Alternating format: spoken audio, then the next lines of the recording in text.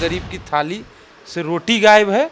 और ये सारे मुद्दे को थोड़ा देर के लिए मैंने दबाने के लिए मंत्रिमंडल का विस्तार का एक मैंने आयोजन किया गया इस तरह से। और क्या, बिहार में जब कोई मैंने मुसीबत आता था ना, तो हर कोई कहता था कि घबराइए नहीं, पप्पू यादव है। ये बात निकलती थी हर वो गरीब के मुंह से कि लोजपा जिनकी थी उन्हीं की रहेगी, कोई भी दावा ठोक ले। हम तो बोली दे कि झूठ थोड़े देर के लिए परेशान कर सकता है, मैंने हरदम के लिए परेशान नहीं कर सकता। नमस्कार, आप देख रहे हैं लाइव सिटीज और आपके साथ मैं हूं वसीम खान। समाज कल्याण विभाग के मंत्री मदन सहनी 5 दिन के नाराजगी के बाद आज कार्यालय पहुंच गए। कल बीते दिनों मुख्यमंत्री नीतीश कुमार से मुलाकात हुई थी उनकी, और आज तमाम गिले शिकवे भूलकर कार्यालय पहुंच गए, दफ्तर पहुंच गए और समाज कल्याण विभाग के लिए कार्य करने लगे। दूसरे तरफ मोदी कैबिनेट का आज विस्तार होने जा रहा है। कई चेहरे जो हैं वो सूत्रों के हवाले से जो खबर निकल कर आ रही है, आरसीपी सिंह, पशुपति कुमार पारस, ये जो चेहरे हैं वो मोदी कैबिनेट में शामिल होने जा रहे हैं। हमारे साथ बातचीत करने के लिए जाप के कद्दावर नेता राजू दानवीर जी हैं, इनसे हम बात करेंगे। सबसे पहला सवाल, मदन सहनी जी नाराज चल रहे थे, इस्तीफे की पेशकश कर दी थी, अफसरशाही की बात की थी, और 5 दिन की नाराजगी मुख्यमंत्री नीतीश कुमार से कल मुलाकात कर कर खत्म हो गई, आज कार्यालय पहुंच गए। हाँ, तो देखिए, पहली बात तो जो सच था उन्होंने लोगों के बीच कहा कि अफसरशाही है, तानाशाही है, तरह तरह के बात को उन्होंने उजागर किया अपने ही सरकार के कमियों को। लेकिन उसके बाद कहीं न कहीं जो माननीय है उनको लगा कि वोट बैंक खिसक सकता है। ऐसे है नहीं, लेकिन वोट बैंक खिसकने का डर था। तो भाई आपसी हुआ होगा कुछ भी, और पिछले दरवाजे से फिर चले गए। तो अब इस पर क्या तर्क करना और क्या कहना है। अब तो भाई जो आवाज़ उठाए खुलकर, वो और भी खुलकर आवाज़ उठाते, उनके साथ और भी जिनके साथ अन्याय हो रहे थे सब लोग उठाते, हर आदमी उनके साथ खड़ा रहता। लेकिन चलिए, अब जो इस माननीय का जिक्र कर रहे हैं, वोट बैंक किसे सता रहा है? देखिए, जहाँ वो डील कर रहे होंगे वही ना सता रहा होगा, दूसरे जगह थोड़ी सता रहा होगा। जहाँ से पिछले दरवाजे से निकले होंगे वहीं सता रहा होगा। तो उसकी बात, उनकी बात छोड़िए, और जो है जिसकी, देखिए, सबसे बड़ी बात कि झूठ पर कितना भी पोत दीजिए वो सच नहीं हो सकता है। लोजप्पा जिनका है उन्हीं की रहेगी। झूठ थोड़ा देर के लिए परेशान कर सकता है, लेकिन हरदम के लिए नहीं कर सकता है। सच को तो आना ही आना है। आप कितना भी, मैंने कहने का हम क्या बोले उसको तथ्य में, कि आप कुछ भी कर दीजिए, मंत्री बना दीजिए या लोजप्पा को कुछ भी कर दीजिए, लोजप्पा एक आदर्श रहा है आदरणीय स्वर्गीय रामविलास पासवान जी का, उनका एक विचार रहा है। लोजप्पा अलग नहीं हो सकती है। और मोदी कैबिनेट में जो भी बिहार के मंत्री बन रहे हैं, जो भी माननीय बन रहे हों, मैं वहाँ भी एक शब्द मैं कहना चाहूँगा कि पूर्व में भी जितने भी मंत्री बने, कोई भी आपदा हो, विपदा हो, बिहार में बिहार की जनता जिस भी दुख सुख में गुजारा कर रही हो, जब भी आपातकाल हो, कोई भी मंत्री यहाँ नहीं दिखते हैं। सब दिखते हैं दिल्ली। थोड़ा एक दिन के लिए आए, फोटो खिंचाए और फिर दिल्ली, वहीं से ऑनलाइन से यहाँ उद्घाटन हो गया भाई।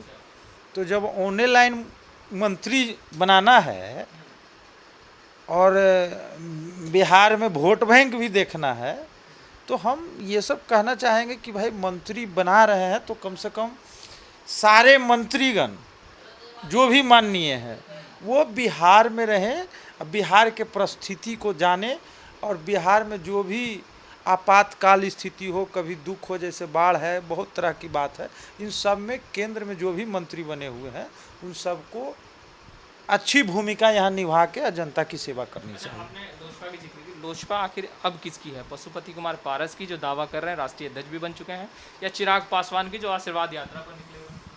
भाई बहुत सारे का चैनल है खुद का, और वो अपने ही चैनल पर बहुत कुछ बोलते रहते हैं।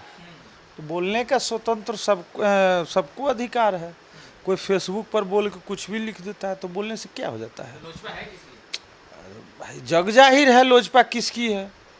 हम तो बोल ही दिए कि लोजपा जिनकी थी उन्हीं की रहेगी, कोई भी दावा ठोक ले। हम तो बोल ही दिए कि झूठ थोड़े देर के लिए परेशान कर सकता है, माने हरदम के लिए परेशान नहीं कर सकता है। चिराग पासवान ने साफ साफ लफ्जों में कह दिया है कि अगर पशुपति कुमार पारस को लोजपा की तरफ से मोदी कैबिनेट में शामिल किया जाता है तो वो कोर्ट का दरवाज़ा खटखटाएंगे, क्योंकि ये सही नहीं है। देखिए, जो उनको लगता है वो करेंगे, क्योंकि उनके पार्टी के हित की बात है। और अपने पार्टी के लिए, पार्टी एक माँ बाप की तरह होता है, और उसके लिए जो करना चाहिए उचित कार्रवाई करेंगे। वो अगले का निर्णय है, इसमें हम क्या राय दें। भतीजे को राष्ट्रीय अध्यक्ष के पद से हटाकर खुद पशुपति कुमार पारस आकर राष्ट्रीय अध्यक्ष बन गए और अब मोदी कैबिनेट में शामिल भी होने जा रहे हैं। सर, हमने बता दिया ना, सारी बात को आपको बता दिया। बिहार की बात कीजिए, अब क्या कौन कर रहे हैं, खुद को ही स्वयं घोषित कर लिए, खुद को ही कुछ भी कर लिए, उससे कोई फर्क नहीं पड़ता है।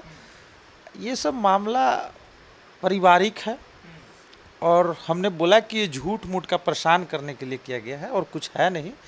आप ये सब बात को छोड़ दीजिए फिलहाल। राहुल गांधी जी, मुख्यमंत्री नीतीश कुमार लगातार उन तमाम क्षेत्रों का हवाई सर्वेक्षण कर रहे हैं और जायजा ले रहे हैं, बाढ़ जो प्रभावित क्षेत्र हैं। पिछले साल भी वो तमाम उन क्षेत्रों का भ्रमण कर रहे थे, देख रहे थे, हवाई सर्वेक्षण कर रहे थे, इस बार भी कर रहे हैं। देखिए, बिहार के मुख्यमंत्री हैं, और उनको बिहार में क्या स्थिति है अभी बाढ़ की, और हरदम माने ये इस साल की बात नहीं है, हर साल बिहार में कई ऐसे, अधिकतर ज़िले की मैं बात कर दूं, एक आध दो चार ज़िला छोड़कर अधिकतर ज़िले बाढ़ ग्रसित है, सुखाड़ सब में रहता है। तो अभी बाढ़ की स्थिति है। तो माननीय मुख्यमंत्री जी से हम एक ही अपील करना चाहेंगे कि आप जिस भी ज़िले को सर्वेक्षण कर रहे हैं, तो वहाँ अपने अधिकारियों को स्पष्ट रूप में कह दें कि वो मानवता के साथ पेश आएँ और सभी को भरपूर मदद करें, क्योंकि मदद नहीं पहुंच रही है। आप तो ऊपर से घुल गए, सारे जगह मैसेज चला गया, लेकिन ऑन ग्राउंड जो पानी में फंसा हुआ है, जो गरीब है, जिसके घर में पूरा घर दह गया है, सिर्फ वो सिंगल बच रहा, क्या खाएगा?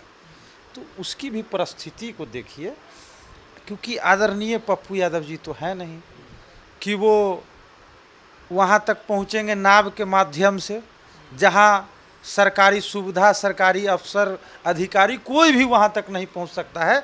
जहाँ तक अंतिम व्यक्ति तक आदरणीय पप्पू यादव जी पहुँच के मदद पहुँचाते थे, खाना पहुँचाते थे, पैसा पहुँचाते थे, उसको रहने का जगह देते थे। बहुत सारा कैंप, राहत कैंप लगता था।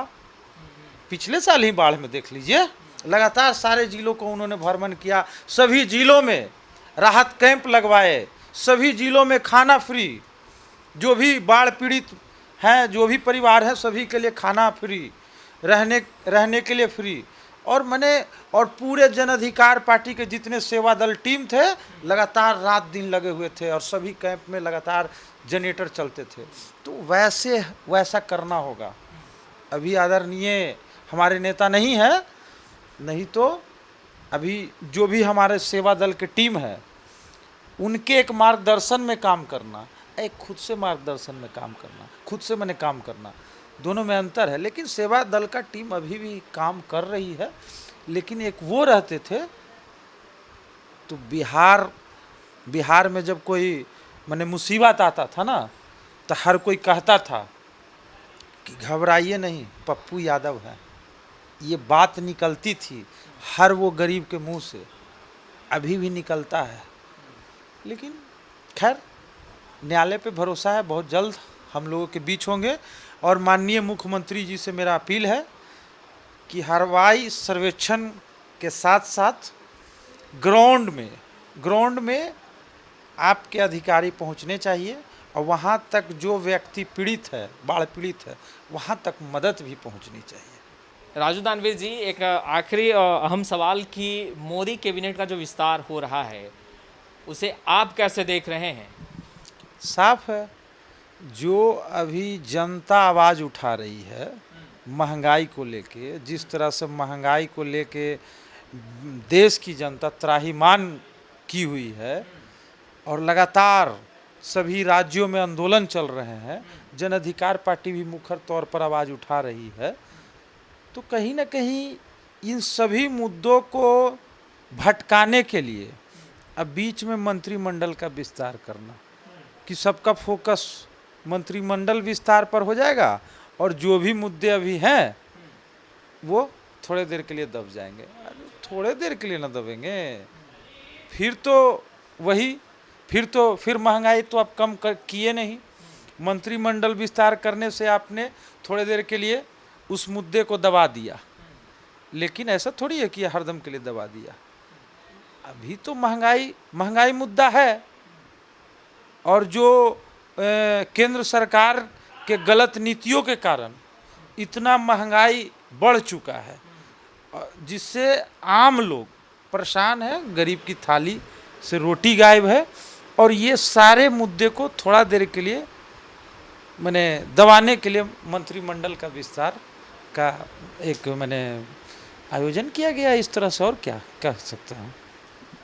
तो आपने सुना जाप के नेता राजू दानवीर को, जो साफ तौर पे ये कहते दिखाई दे रहे थे कि अधिकारी को उस जगह पहुंचनी चाहिए जहां पर उन्हें पहुंचना चाहिए और बाढ़ ग्रसित जो क्षेत्र हैं उन तमाम क्षेत्रों में लोगों को मदद पहुंचाने का कार्य जो है वो किया जाना चाहिए। खैर, लाइव सिटीज़ के साथ बने रहें, हम तमाम लेटेस्ट तस्वीरें लगातार अपडेट करते रहेंगे। कैमरा पर्सन अनुपम के साथ मैं वसीम खान, लाइव सिटीज़ पटना।